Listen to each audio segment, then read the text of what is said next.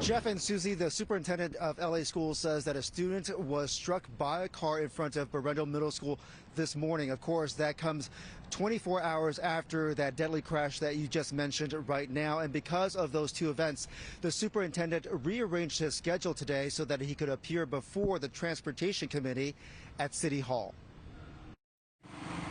A memorial grows outside Hancock Park Elementary following Tuesday's crash that killed a young mother and critically injured her 6-year-old daughter. While sun-drenched handmade cards and stuffed animals honor the victims of another crash outside Oxnard Elementary in December. These bump outs were installed 2 weeks ago at the intersection of Oxnard and Cleon in North Hollywood. Eric Delatorre drives through here often.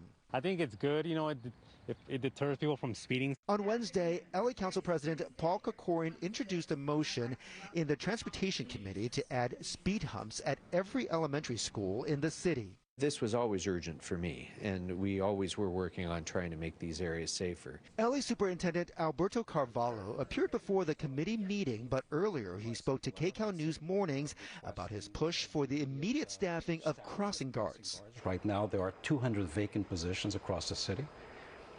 There's really little enforcement around schools specific to speed limits. Krikorian says those positions are fully funded, but they're tough to fill for a couple of reasons. It's not only a part-time job, but it's a split shift job. So somebody shows up in the morning, then they come back in the afternoon. We can't allow this to happen again.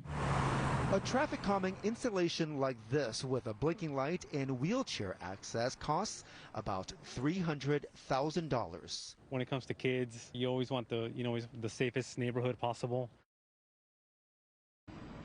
LAUSD has about 600 elementary schools.